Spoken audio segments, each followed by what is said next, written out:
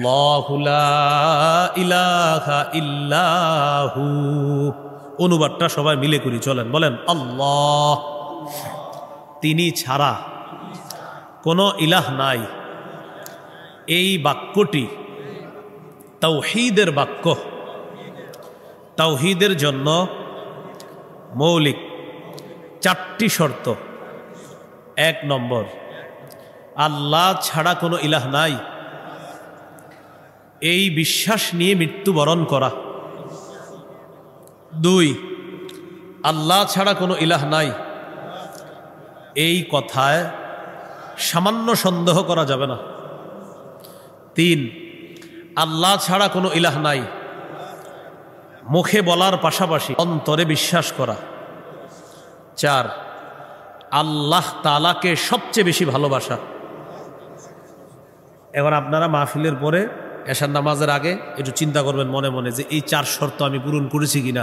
যদি করতে পারেন এই 4 শর্ত পূরণ, ইনশাল্লাহ এই 4টা শর্ত পূরণ করে যদি আপনি মৃত্যুবরণ করেন, আল্লাহ আপনাকে জান্নাত দিবে। তাহলে তাওহীদের কয় শর্ত? 1 নম্বর, আল্লাহ ছাড়া কোনো ইলাহ নাই, এই কথা, এই বিশ্বাস নিয়ে মৃত্যুবরণ করা। সহিহ বুখারীর 26 নম্বর হাদিস। عن عثمان رضي الله تعالى عنه قال قال رسول الله صلى الله عليه وسلم من مات وهو يعلم أنه لا إله إلا الله دخل الجنة। নবীজি বলেন, কেউ যদি এই বিশ্বাস নিয়ে মারা যায় আল্লাহ ছাড়া কোনো ইলাহ নাই, আমি নবী বলে দিলাম সে জান্নাতে প্রবেশ করবে। উবাই ইবনে কাব রাদিয়াল্লাহু তাআলা নবীজির একজন সাহাবী। রাসূলুল্লাহ সাল্লাল্লাহু আলাইহি ওয়াসাল্লাম তাকে বললেন, আইয়ু আয়াতিন মাকা মিন কিতাবিল্লাহি আযম। ও উবাই ইবনে কাব, তোমার কাছে আল্লাহর কোরআনের যতগুলো আয়াত আছে, এই আয়াতগুলোর মধ্যে সবচেয়ে মহামর্যাদাপূর্ণ আয়াত কোনটি তোমার কাছে মনে হয়? উবাই ইবনে কাব রাদিয়াল্লাহু তাআলা আনহু বললেন, আল্লাহু ওয়া রাসূলুহু আ'লাম, আল্লাহ এবং তার রাসূল ভালো জানেন। নবীজি আবার প্রশ্ন করলেন, আইয়ু আয়াতিন মাআকা মিন কিতাবিল্লাহি আযম। আচ্ছা তুমি বলো না, তোমার কাছে আল্লাহর কোরআনের যতগুলো আয়াত আছে কোন আয়াতটি সবচেয়ে মহামর্যাদাপূর্ণ আয়াত, তুমি একটু বলো। তো এই কথা বলার পর উবাই ইবনে কাব রাদিয়াল্লাহু তাআলা সাহস করে জবাব দিলেন, আল্লাহু লা ইলাহা ইল্লা হুয়াল হাইয়ুল কাইয়্যুম। আমার কাছে কোরআনের যতগুলো আয়াত সংরক্ষণে আছে, আমার সংরক্ষণে, ইয়া রাসূল আল্লাহ, আমার কাছে মনে হয় আয়াতুল কুরসিটা হলো কোরআনের সবচেয়ে মহামর্যাদাপূর্ণ আয়াত। এই কথা শোনার পর ফাদরাবা রাসূলুল্লাহ সাল্লাল্লাহু আলাইহি ওয়াসাল্লাম ফি সাদরি। রাসূলুল্লাহ সাল্লাল্লাহু আলাইহি সাল্লাম আমার বুক চাপড়ে আমাকে শাবাশ দিলেন, শাবাশ, তুমি সঠিক কথা বলছো, শাবাশ শাবাশ। তুমি যে বলছো আয়াতুল কুরসি কোরআনের সবচেয়ে মহামর্যাদাপূর্ণ আয়াত, তোমার কথাটা একদম সঠিক কথা, আমি নবী তোমার কথাকে সমর্থন জানাইলাম। সুম্মা ক্বালা লিয়াহনিলাকা আবাল মুনযির আল ইলমু। হাদিসের শেষে নবীজি বলেন, ও উবাই ইবনে কাব, তোমার এলেম, তোমার বিদ্যা যেন তোমার জন্য আনন্দের কারণ হয়। তুমি যেই বিদ্যা, যেই জ্ঞান খাটিয়ে বলছো আয়াতুল কুরসি সবচেয়ে মহামর্যাদাপূর্ণ আয়াত, তোমার কথাটা একদম সঠিক। আর তুমি যে এত সুন্দর একটা কথা বলতে পারছো তোমার এলেম খাটায়া, আমি নবী দোয়া করলাম আল্লাহ যেন তোমার এলেমে বরকত দান করে। তোমার এই এলেম তোমার জন্য যেন আনন্দদায়ক হয়, আনন্দর কারণ হয়ে যায়। আয়াতুল কুরসি কোরআনের যতগুলো আয়াত আছে সমস্ত আয়াতের সরদার হলো আয়াতুল কুরসি। সুবহানাল্লাহ। তিরমিজির হাদিস 2878 নম্বর হাদিস।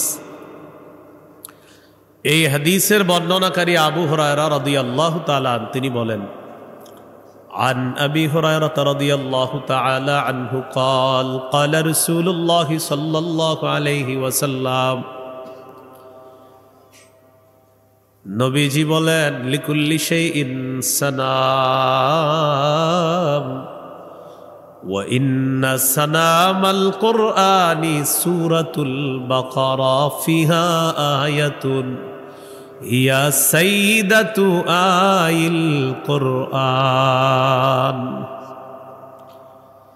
নবীজি বলেন সব জিনিসের একটা সর্বোচ্চ শাখা আছে। কোরআনের সর্বোচ্চ চূড়া সর্বশ্রেষ্ঠ শাখা হলো সূরাতুল বাকারা। ফিহা আয়াতুন হিয়া সাইয়্যিদাতু আইল কুরআন। সূরা বাকারার মধ্যে এমন একটা আয়াত আছে যে আয়াতটা হলো কোরআনের যতগুলা আয়াত সমস্ত আয়াতের সর্দার হলো সূরাতুল বাকারার একটা আয়াত। এই আয়াতটা হলো আয়াতুল কুরসি। এই আয়াত কোরআনের যতগুলো আয়াত আছে সমস্ত আয়াতের সর্দার হলো আয়াতুল কুরসি। হাদিসের একটা কিতাব আছে নাম মাজমাউজ জাওয়ায়েদ। এই কিতাবের ৬ নম্বর খণ্ড ৩২৪ নম্বর পৃষ্ঠা। ক্বালা রাসূলুল্লাহ সাল্লাল্লাহু আলাইহি ওয়াসাল্লাম ইন্না লাহা লিসানাও ওয়া শাফাতাইন তুকদ্দিসুল মালিকা ইনদা সাকিল আরশ। নবীজি বলেন আল্লাহর কসম আয়াতুল কুরসির একটা জিহ্বা আছে, দুইটা ঠোঁট আছে। আয়াতুল কুরসি আল্লাহর আরশের কাছে সদা সর্বদা আল্লাহ তাআলার পুত পবিত্রতা বর্ণনা করে। সদা সর্বদা আল্লাহর পুত। ভাই আপনি কি লাইভ দিচ্ছেন? ছাত্র ভাই, হ্যাঁ লাইভ দিবেন না, কেউ লাইভ দিবেন না। রেকর্ডিং করেন, রেকর্ড করেন, লাইভ দিবেন না। আপনাদের হাতে পায়ে ধরে বলছি কেউ লাইভ দিবেন না, রেকর্ড করেন।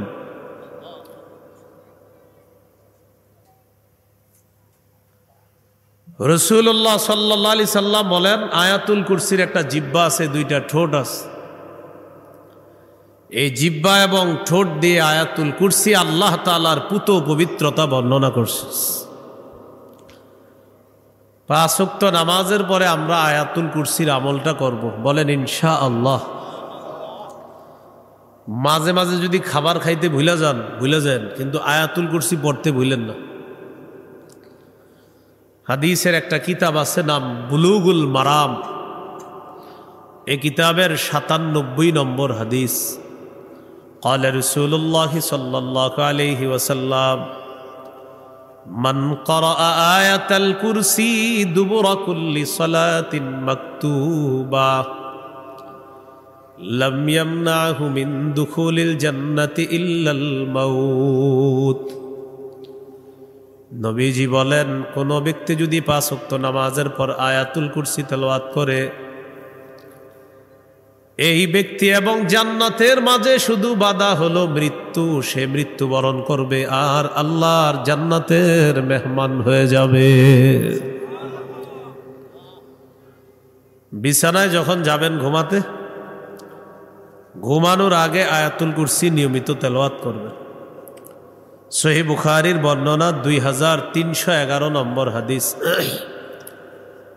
এই হাদিসের বর্ণনাকারী আবু হুরায়রা রাদিয়াল্লাহু তাআলা তিনি বলেন সদকাতুল ফিতিরের মাল নবীর কাছে জমা করলেন সাহাবায়ে কেরাম, এগুলা গরিবদের মাঝে বন্টন করা হবে রমজান মাসে। ওই যে আমরা সদকাতুল ফিতির আদায় করি না ঈদের আগে, তো এই সদকাতুল ফিতির রাসূল সাল্লাল্লাহু আলাইহি সাল্লামের কাছে জমা করা হলো। সদকাতুল ফিতির নবীজি বন্টন করবেন। এই মাল পাহারা দেওয়ার জন্য একজন পাহারাদার দরকার। আবু হুরায়রা রাদিয়াল্লাহু তাআলা আনহুকে নবীজি পাহারাদার নিযুক্ত করলেন। তো তিনি বলেন ওয়াক্কালানি রাসূলুল্লাহ সাল্লাল্লাহু আলাইহি ওয়াসাল্লাম ফি হিফজি যাকাতি রমাদান। আবু হুরায়রা বলেন আল্লাহ নবী আমাকে সদকাতুল ফিতরের মাল পাহারাদারি করার জন্য পাহারাদার নিযুক্ত করলেন। রাতের বেলা আমি পাহারা দিতে লাগলাম। আতানি আতিন, একজন চোর আসছে। ফাজালা ইয়াহসু মিনাত তাআম, চোর খাবারের মধ্যে হাত দিস। কোথায় হাত দিস? খাবারে। খাবারের মধ্যে হাত দেওয়ার পর ফাখাস্তুহু ওয়া কুলতু লাহু লা আরফা'ন্নাকা ইলা রাসূলিল্লাহি সাল্লাল্লাহু আলাইহি ওয়াসাল্লাম। চোর খাবারে হাত দিছে। আবু হুরায়রা বলেন, আমি চোরকে ধরে ফেললাম আর বললাম, আমি তোমাকে অবশ্যই অবশ্যই আল্লাহর নবীর কাছে উপস্থিত করব। চোর আবু হুরায়রা রাদিয়াল্লাহু তাআলা আনহুকে বললেন, ইন্নী মুহতাজুন ওয়া আলাইয়া ইয়ালুন ওয়া লি হাজাতুন শাদীদা। আমি অভাবী মানুষ, আমার দায়িত্বে পরিবার আছে, প্রচণ্ড অভাবের কারণে আমি চুরি করতে আসছি। আবু হুরায়রা, তুমি আমাকে ছেড়ে দাও, লা আউদু, আমি আর কখনো চুরি করব না, আমি কখনো আসবো না, আজকের মতো আমারে ছাড়ো, আমার পরিবার আছে, পরিবারের বোঝা বহন করার জন্য আমি কোনো কাজ না পেয়ে চুরি করতে আসছি, তুমি আমারে ছেড়ে দাও। মায়া লাগছে, চোররে ছেড়ে দিস। ছেড়ে দেওয়ার পর পরের দিন নবীজি সাল্লাল্লাহু আলাইহি সাল্লামের কাছে গিয়েছে। যাওয়ার পর নবীজির সাল্লাল্লাহু আলাইহি সাল্লামের কাছে গত রাতের ঘটনাটা উনি শোনানোর জন্য গেছে। আবু হুরায়রা রাদিয়াল্লাহু তাআলা আনহু নবীজিকে বলার আগে নবীজি বললেন, মা ফাআলা আসিরুকাল বারিহাতা ইয়া আবা হুরায়রা। আবু হুরায়রা, গত রাত তোমার বন্দী তোমার সাথে কি আচরণ করেছে, তোমার চোর তোমার সাথে কি আচরণ করেছে। এর মানে গত রাতের বিষয়টা আল্লাহ তাআলা আবু হুরায়রা রাদিয়াল্লাহু তাআলা নবীকে বলার আগেই আল্লাহ ওহীর মাধ্যমে আল্লাহর নবীকে জানায়া দিছেন, আগেই জানায়া দিছেন। তো নবীজি বললেন, আবু হুরায়রা, গত রাতে বন্দী তোমার সাথে কি আচরণ করেছে, চোর তোমার সাথে কি আচরণ করেছে। আবু হুরায়রা রাদিয়াল্লাহু তাআলা আনহু বললেন, শাকা ইলাইয়া হাজাতান শাদীদাতান ওয়া ইয়ালান ফারাহিমতুহু ওয়া খাল্লাইতু সাবিলা। আমার কাছে অভাব অনটন পেশ করেছে আর বলেছে তার দায়িত্বে পরিবার আছে, তার প্রচন্ড অভাব, এই কারণে আমার মায়া লাগছে, তাই তাকে ছেড়ে দিলাম। নবীজি বললেন, কদ কাযাবাকা ইন্নাহু সায়াউদ, তোমার সাথে চোর মিথ্যা কথা বলেছে, চোর আবার আসবে।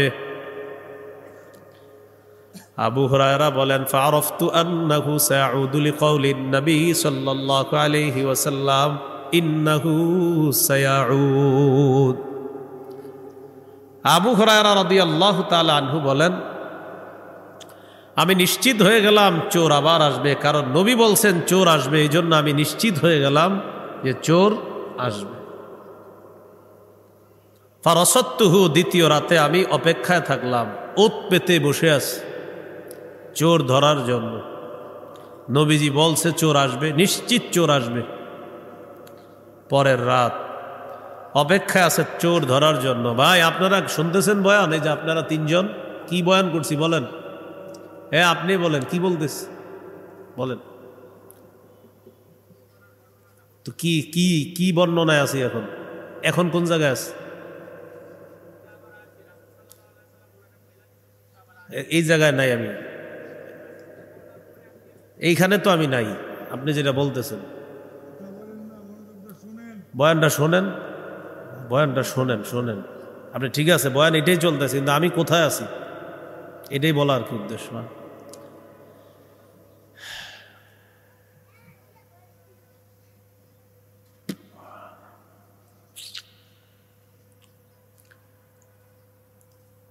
রাসূলুল্লাহ সাল্লাল্লাহু আলাইহি সাল্লামের সাহাবী আবু হুরায়রা রাদিয়াল্লাহু তাআলা আনহু দ্বিতীয় রাতে ওত পেতে বসে আছে, চোর আইসা গেছে। চোর আসার পর চোরকে ধরে ফেলছে। চোর ধরার পর আবু হুরায়রা বললেন, তুমি আজকে কিছু বইলা কোনো লাভ হবে না, আমি তোমাকে নবীজির কাছে নিয়ে যাব। এই কথা বলার পর চোর আবার গত রাতের চেয়ে আজকে অভিনয়টা আরো সুন্দর করে করতেছে। দেখো, আমি গত রাতে অভিনয় করে বলেছিলাম, গত রাতে তোমাকে অনুনয় বিনয় করে বলেছিলাম আর আসবো না, ওয়াদা করেছিলাম আসবো না, কিন্তু আমি ওয়াদা ভঙ্গ করেছি। কেন? না পেরে আমি ওয়াদা ভঙ্গ করেছি। এই জন্য আমি আজকে আবার আসছি। আবু হুরায়রা, ভুল হয়ে গেছে, দ্বিতীয় রাতের মতো তুমি আমাকে ক্ষমা করে দাও, আমাকে ছেড়ে দাও, আমি আর কখনো আসবো না।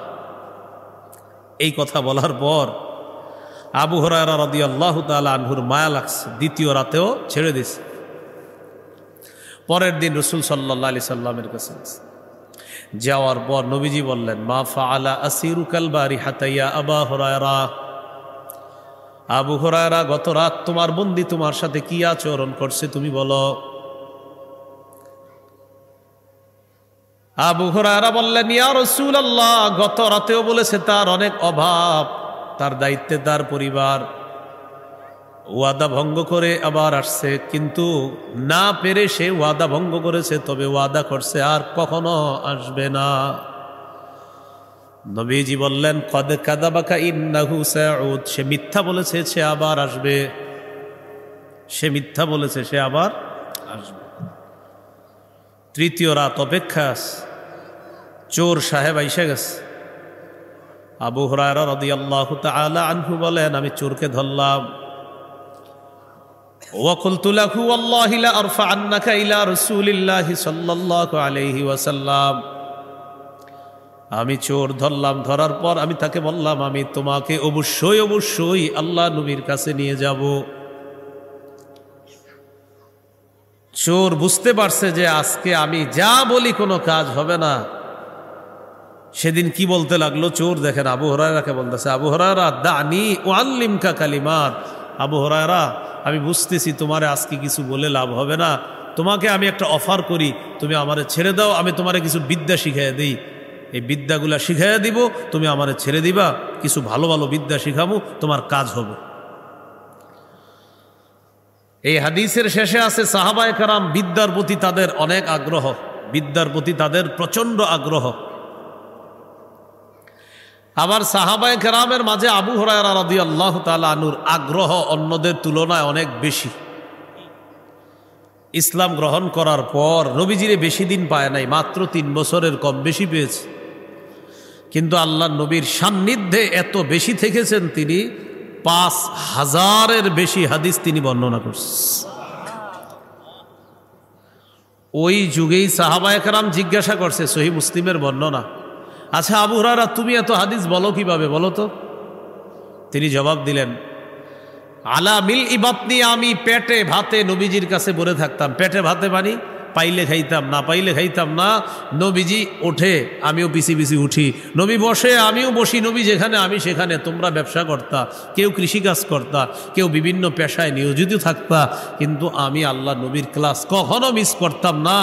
এই জন্য আমি পেটে ভাতে পড়ে থাকতাম, পাইতাম খাইতাম, পাইতাম না খাইতাম না, কিন্তু আমি ক্লাসে কখনো অনুপস্থিত থাকতাম না। সাহাবায়ে কেরামের যুগেই সাহাবীরা আশ্চর্য হয়ে গেছে যে তুমি নবীর এত পাইলা কম, কিন্তু আল্লাহ তোমার মুখ থেকে নবীর বাণীগুলো এত বেশি উচ্চারণ করেছে। হাদিসের যে কোনো কিতাব খুলবেন, এই নাম আপনারা পাবেনি, আবু হুরায়রা এই নামটা পাবেনি, যে কোনো কিতাব খুলবেন। তো আবু হুরায়রা রাদিয়াল্লাহু তাআলা আনহুর হাদিসের প্রতি আগ্রহ কেমন ছিল, সহিহ বুখারীর বর্ণনা 99 নম্বর হাদিস। এই হাদিসের মধ্যে আছে, আবু হুরায়রা রাদিয়াল্লাহু তাআলা আনহু বলেন, আমি রাসূলুল্লাহ সাল্লাল্লাহু আলাইহি সাল্লামকে প্রশ্ন করলাম, মান আসআদুন নাসি বিশাফাআতিকা ইয়াউমাল কিয়ামাতি ইয়া রাসূলুল্লাহ, ইয়া রাসূলুল্লাহ, কিয়ামতের ময়দানে আপনার সুপারিশের মাধ্যমে কোন ব্যক্তি সবচাইতে সৌভাগ্যবান হবে আপনার কাছে জানতে চাই। নবীজি বললেন, আবু হুরায়রা, আমি জানতাম তোমার আগে এই জাতীয় প্রশ্ন আমাকে কেউ করবে না। লিমা রাআইতু মিন হিরসিকা আলাল ইলম, এলেমের প্রতি তোমার এত আগ্রহ, বিদ্যার প্রতি তোমার এত আগ্রহ, এই আগ্রহের কারণে আমি জানতাম তোমার আগে এত সুন্দর প্রশ্ন আমাকে কেউ করবে না। নবী বলতেছে তোমার এলেমের প্রতি আগ্রহ, তাহলে সাহাবী আবু হুরায়রার যে বিদ্যার প্রতি আগ্রহ, নবীজিও বলতেছে। তো প্রশ্নটা যেহেতু তুমি আমারে করছো, আমি জবাবটা দিয়ে দিই। তো নবীজি জবাব দিলেন, আসআদুন নাসি বিশাফাআতি ইয়াউমাল কিয়ামাতি মান ক্বালা লা ইলাহা ইল্লাল্লাহ খালিসাম মিন কিবালি নাফসি, কোন ব্যক্তি যদি দিল থেকে বলে লা ইলাহা ইল্লাল্লাহ, কিয়ামতের ময়দানে এই ব্যক্তি আমার সুপারিশের মাধ্যমে সবচাইতে সৌভাগ্যবান বান্দা হয়ে যাবে। বাকি আপনাদেরকে হাদিস বলার মূল উদ্দেশ্য এখানে আবু হুরায়রার যে এলেমের প্রতি আগ্রহ এটা বোঝানো। তারপর আমরা একটা হাদিস জানলাম যে নবীর সুপারিশ কারা পাবে? যারা বলবে লা ইলাহা ইল্লাল্লাহ ইখলাসের সাথে, তারাই নবীর সুপারিশের মাধ্যমে সবচেয়ে বেশি সৌভাগ্যবান হবে। শুরুর দিকে কিন্তু ওনার এত মেধা ছিল না। কার? আবু হুরায়রা রাদিয়াল্লাহু তাআলা আনহুর বেশি মেধা ছিল না শুরুর দিকে। একদিন মসজিদে বসে রইছে, সহিহ বুখারীর 119 নম্বর হাদিস, মনে আসেনি আমাদের আলোচনা কি চলতেছে? নবীজি বলছে চোর আবার আসবে, তৃতীয় রাতে চোর আইসা গেছে। ওই দিন চোর ধরা পইরা বলতেছে আবু হুরায়রা তোমার একটা বিদ্যা শিখাই দে, আমারে ছেড়ে দাও, আপনারা কিন্তু আমারে আবার নিয়েইছেন এখানে, এই জায়গায় আছি আমরা। তো সহিহ বুখারীর 119 নম্বর হাদিসটা শোনার পর এদিকে আসতেছে, মনটা খারাপ, মসজিদে বসে রইছে। নবীজি আসছে, আবু হুরায়রা কি হয়েছে? হুজুর আমার মন খারাপ। কেন, কি হয়েছে বলো? সামি'তু মিনকা হাদিসান কাসীরান ফাআনসা, হুজুর আপনার কাছ থেকে আমি অনেক হাদিস শুনি কিন্তু আমি ভুলে যাই, খালি হাদিস শুনি আমি শুধু ভুলে যাই।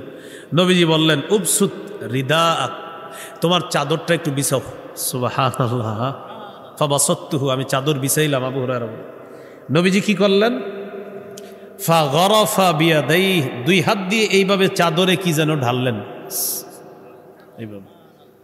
হাতে কিন্তু কিছু নাই, আছে না নাই আমরা তো জানি না, মানে চোখ, আবু হুরায়রা রাদিয়াল্লাহু তাআলা আনহু চোখ দিয়ে দেখতেছে কিছু নাই, আসলে কি আছে তো আল্লাহ জানে। সুবহানাল্লাহ।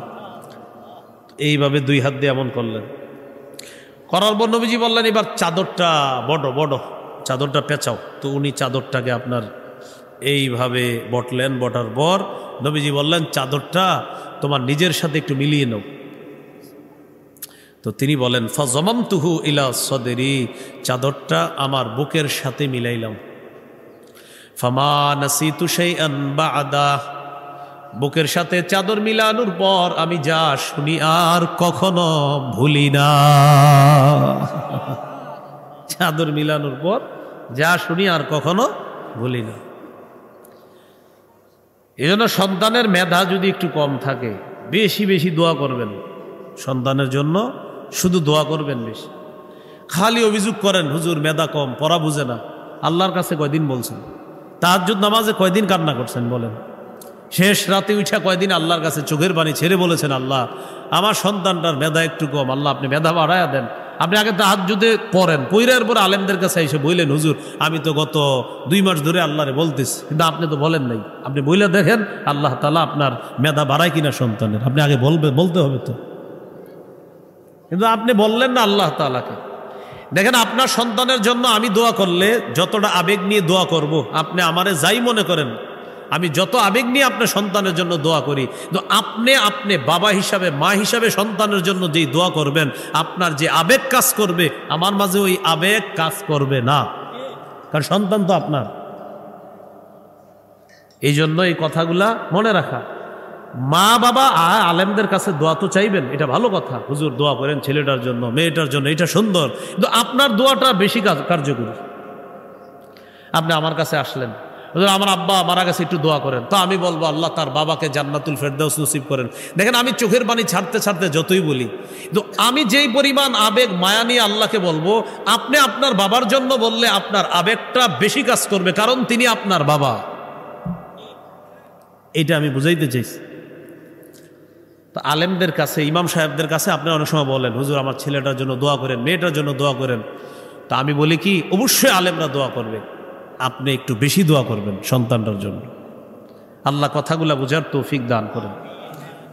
তো রাসূল সাল্লাল্লাহু আলাইহি সাল্লাম বললেন চাদরটা বুকের সাথে মিলাইছে, এরপর থেকে আর কিছু ভুলে না। এই আবু হুরায়রা তৃতীয় রাত চোর আসছে, আসার পর চোরকে বলতেছে তোমার আজকে ছাড়াছাড়ি নাই, তুমি যাই বলবা, দেখো এই যে তুই উল্টাপাল্টা কথা 2 দিন বলছো তুমি, কিন্তু আমি তোমারে ছাড়বো না, তুমি মিথ্যা কথা বলছো, নবী বলছে আমার। তো চোর তৃতীয় রাতে বলতেছে আবু হুরায়রা ছেড়ে দাও, তোমার একটা বিদ্যা শিখিয়ে দিয়ে অনেক কাজ হবে। তো সাহাবায়ে কেরাম বিদ্যার প্রতি লোভ বেশি, আগ্রহ বেশি। আবু হুরায়রা বলতেছে, বিদ্যা শিখাবে এই প্রস্তাব তো ছাড়া যায় না।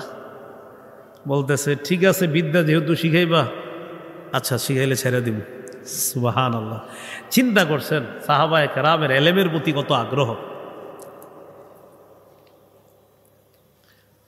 চোর এবার বিদ্যা শিখাইতেছে। ইদা আওয়াইতা ইলা ফিরাশিকা ফাকরা আয়াতাল কুরসি, যখন তুমি বিছানায় যাইবা আয়াতুল কুরসি পড়বা। ফাইন্নাহু লা ইয়াজালা আলাইকা মিনাল্লাহি হাফিজুন ওয়া লা ইয়াকরাবান্নাকা শাইতানুন হাত্তা তুসবিহা। আবু হুরায়রা, যখন তুমি বিছানায় যাইবা আয়াতুল কুরসি তেলাওয়াত করবা, সারা রাত আল্লাহর পক্ষ থেকে একজন ফেরেশতা তোমাকে পাহারাদারি করবে, সকাল পর্যন্ত শয়তান তোমার কাছে আসতে পারবে না। কোন আমল করলে? তো আবু হুরায়রা রাদিয়াল্লাহু তাআলা চিন্তা করলেন, এত সুন্দর বিদ্যা, ঠিক আছে ভাই তোমারে ছেড়ে দিলাম, যাও তুমি যাও, দেখি নবীজিরে কালকে আমি একটা কিছু বলতে হবে, তুমি যাও। তো আবু হুরায়রার অপেক্ষা আছে, নবী তো আবার কালকে জিজ্ঞাসা করবে ঘটনা কি, চোরের খবর কি। তৃতীয় রাতের পরের দিন নবীজির সাল্লাল্লাহু আলাইহি সাল্লামের সাথে সাক্ষাৎ। নবীজি প্রশ্ন করলেন, মা ফাআলা আসিরুকাল বারিহাতা ইয়া আবা হুরায়রা, আবু হুরায়রা তোমার বন্দির খবর কি? হুজুর, গত রাতে পুরা পাক্কা নিয়ত করেছি আপনার কাছে নিয়ে আসবো, কিন্তু আমার একটা বিদ্যা শিখিয়ে দিছে, এই জন্য আমার মায়া লাগছে হুজুর, বিদ্যার লোভটা সামলাইতে পারি নাই, বিদ্যাটা আমি শিখার পরে শর্ত অনুযায়ী তাকে আমি ছেড়ে দিয়েছি। নবীজি বললেন, কি বিদ্যা, যে বিদ্যা শিখানোর কারণে ছেড়ে দিলা চোর? হুজুর আমারে বলছে আয়াতুল কুরসি পড়ে যদি আমি ঘুমাই সারা রাত একজন ফেরেশতা আমাকে পাহারাদারি করবে, সকাল পর্যন্ত শয়তান আমার কাছে আসতে পারবে না, এই বিদ্যা আমারে শিখিয়ে দিছে। রাসূলুল্লাহ সাল্লাল্লাহু আলাইহি সাল্লাম বললেন, কদ সাদাকাকা ওয়া ইন্নাহু কাযুব। আবু হুরায়রা, গত রাতে চোর যেটা তোমারে শিখাইছে, যে কথাটা তোমাকে বলেছে, সত্য কথা বলছে। তবে বলেন সবাই, তবে সে দুনিয়ার সবচেয়ে বড় মিথ্যাবাদী। নবীজি বললেন, ও দুনিয়ার সবচেয়ে বড় মিথ্যাবাদী, কিন্তু কালকে তোমারে যে কথাটা বলছে এটা চিপায় বইরা সত্য কথা বলছে, কারণ জানছে যে তুমি আর ছাড়বা না, এই জন্য তোমারে একটা সত্য বিদ্যা শিখাইয়া দিছে, ও কিন্তু সবচেয়ে বড় মিথ্যাবাদী। তো আবু হুরায়রা রাদিয়াল্লাহু তাআলা আনহুকে নবীজি বলেন, তা'লামু মান তুখাতিবু মুনদু সালাসি লায়াল, তুমি কি জানো গত 3 রাত তুমি কার সাথে কথা বলছো? তো আবু হুরায়রা বলে, না হুজুর। নবীজি বললেন, যাকা শায়তান, এই 3 রাত তুমি শয়তানের সাথে কথা বলছো। ও চোরের রূপ ধারণ করে চুরি করতে আসছে। প্রথম 2 রাত তোমাকে মিথ্যা কথা বইলা ছাড় পেয়েছে, তৃতীয় রাত যখন সে চিন্তা করলো তুমি আর তাকে ছাড়বে না, তখন সে তোমাকে একটা সত্য বিদ্যা শিখিয়ে দিছে। বাকি শয়তান দুনিয়ার সবচেয়ে বড় মিথ্যাবাদী। এজন্য আমরা আয়াতুল কুরসি রাতের বেলা পড়ব না, পড়লে যদি শয়তান নাশ কি বলে, ইবলিস শিখিয়ে দিছে তুমি আয়াতুল কুরসির আমল করো, আমি আসবো না। কে শিখিয়ে দিছে? আর বলেন কে শিখাইছে? ইবলিস শিখাই দিছে তুমি আয়াতুল কুরসির আমল করো, আমি তোমার কাছে আসবো না।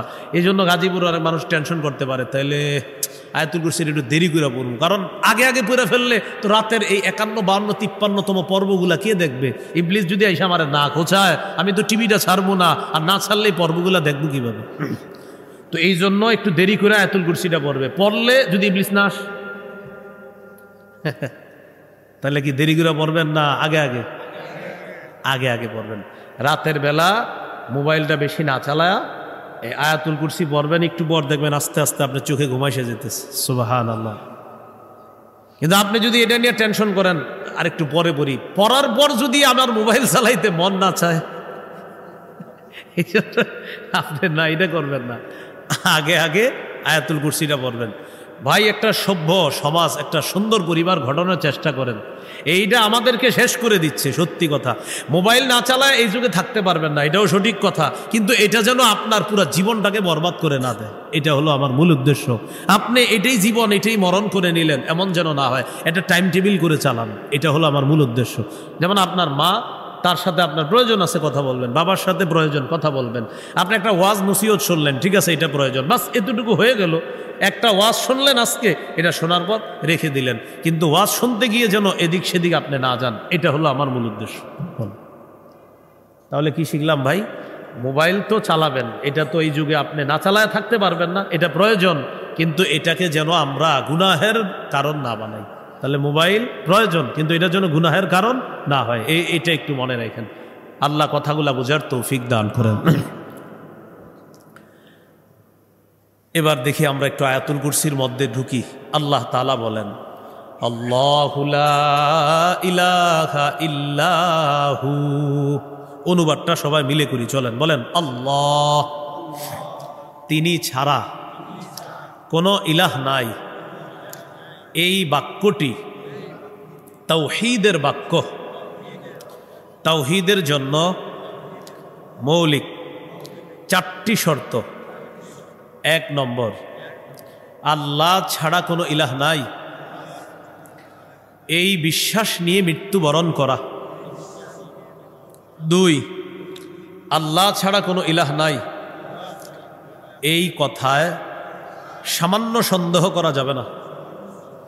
3, আল্লাহ ছাড়া কোনো ইলাহ নাই, মুখে বলার পাশাপাশি অন্তরে বিশ্বাস করা। 4, আল্লাহ তাআলাকে সবচেয়ে বেশি ভালোবাসা। এখন আপনারা মাহফিলের পরে এশার নামাজের আগে একটু চিন্তা করবেন মনে মনে যে এই 4 শর্ত আমি পূরণ করেছি কিনা। যদি করতে পারেন এই 4 শর্ত পূরণ, ইনশাল্লাহ এই 4টা শর্ত পূরণ করে যদি আপনি মৃত্যুবরণ করেন, আল্লাহ আপনাকে জান্নাত দিবে। তাহলে তাওহীদের কয় শর্ত? 1 নম্বর, আল্লাহ ছাড়া কোনো ইলাহ নাই, এই কথা এই বিশ্বাস নিয়ে মৃত্যুবরণ করা। সহিহ বুখারীর 26 নম্বর হাদিস। عن عثمان رضي الله تعالى عنه قال قال رسول الله صلى الله عليه وسلم من مات وهو يعلم أنه لا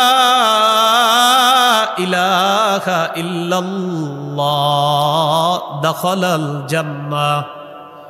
নবীজি বলেন, কেউ যদি এই বিশ্বাস নিয়ে মারা যায় আল্লাহ ছাড়া কোনো ইলাহ নাই, আমি নবী বলে দিলাম সে জান্নাতে প্রবেশ করবে।